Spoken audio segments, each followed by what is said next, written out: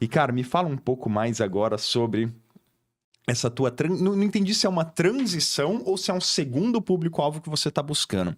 Mas você trabalhava mais com as startups. Desses 15 projetos, eu imagino que a maioria deles foi para startup. 14. E agora você está partindo para os peixões, para as empresas médias, grandes aí. Me conta um pouco mais sobre isso, cara.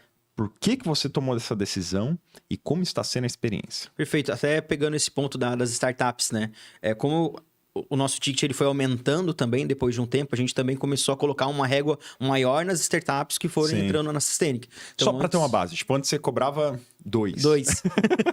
Agora você tem cobrado quanto? Hoje de 20, em média, a 30, tá? Depende, fica entre essa média de valor, né? Mas, então a gente acabou passando uma régua maior das startups. Então antes, por exemplo, o cara ele poderia ter dinheiro, mas ele não tinha cliente. Sim. A gente fechava. Só que isso, entre uma série de problemas, a gente acabava se envolvendo com o negócio dele e não com a tecnologia. Né? Então, a gente, cara, minimamente pra gente fazer um projeto legal para você, tu tem que ter um cliente para que tu tenha processo já definido e a gente entra com digitalização de processo. E aí a gente entra com no-code, low-code. Então, a gente acabou passando essa régua maior nas startups.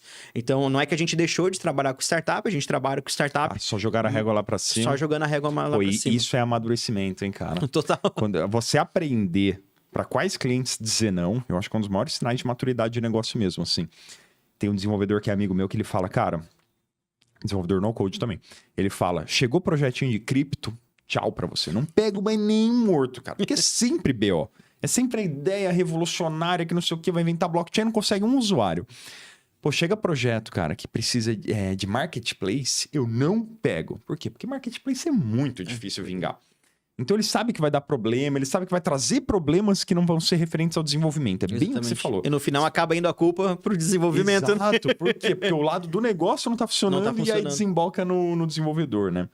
Ele fala, cara, se precisa trabalhar com normalização de banco de dados, eu pulo fora. O que é normalização de banco de dados? É aquela empresa que vai te contratar.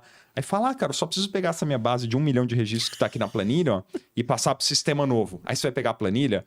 Pô, o CPF tá formatado errado. Diferente. O CEP tem uns com hífen, outros sem hífen. O nome tem uns com acento, outros sem acento. Você precisa... Possível. Você precisa ficar 1 ano corrigindo as cagadas passadas do banco de dados do cara para começar a usar o sistema novo. Ele fala, também não pego. Então, por isso, eu acho muito massa. Tipo, realmente você subir a régua, a barra. Não, com certeza. Isso é bom pro mercado também. Claro. Porque a gente não vai pegar todas as startups, né? Então, pro cara que tá começando, que também precisa lá criar o seu portfólio, essas startups nunca vão deixar de ter prestadores de serviço, né? Exato. Porque é um fluxo natural das coisas. E aí você subiu a barra para startups, vai pegar menos projetos mais caros e mais rentáveis. Isso. E está começando a partir agora para as empresas. Me conta. Qual foi essa primeira? Já teve um projeto desse? Como é que foi? E como que você está prospectando e entrando em outras? Não, perfeito. Então, o cenário foi esse, né? A gente começou a trabalhar com as startups, começamos a divulgar esse serviço. E nisso apareceu uma empresa lá de Blumenau, que é o nosso maior cliente hoje, está em Blumenau, São Paulo e Brasília, que é a Berkan. Então, a Berkan é uma empresa de auditoria e consultoria. Eles atendem aí 90% do setor elétrico do Brasil, então uma grande empresa já, né?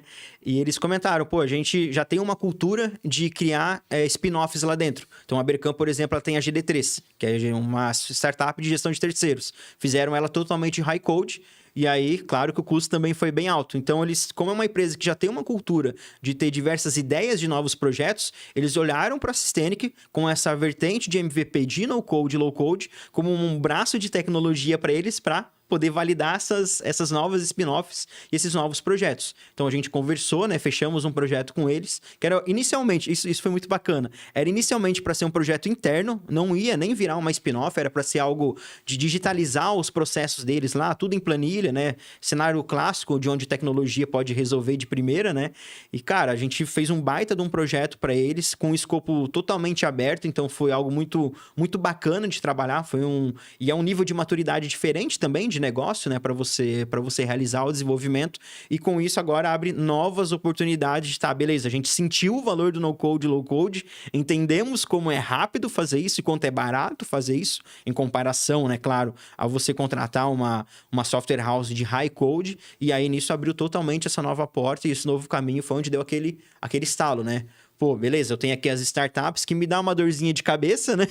Me dá uma dorzinha de cabeça e uma margem de lucro considerável, mas pequena, em comparação com essas grandes empresas que eu consigo ter um trabalho muito mais profissionalizado e uma margem de lucro muito maior em comparação de um high code, por exemplo, né?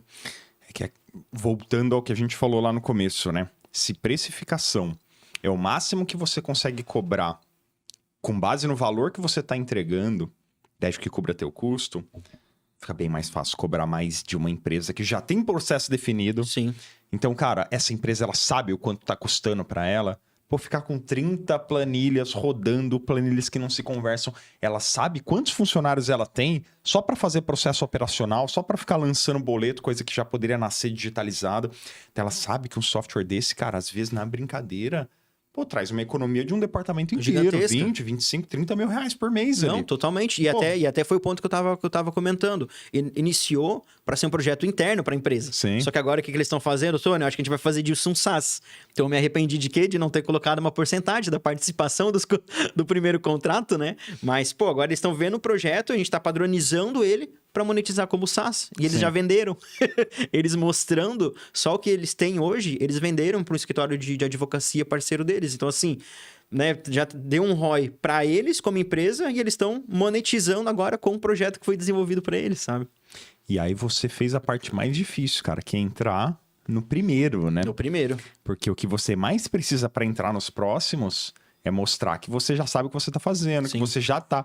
Por exemplo, o que me dá muita abertura para falar com empresa grande é falar que eu já fiz implantação de no-code na Porto Seguro. Esse é um trechinho do podcast Sem Codar. Se você curtiu, vai aqui no link nos comentários ou na descrição do vídeo para assistir a entrevista completa. Te vejo lá.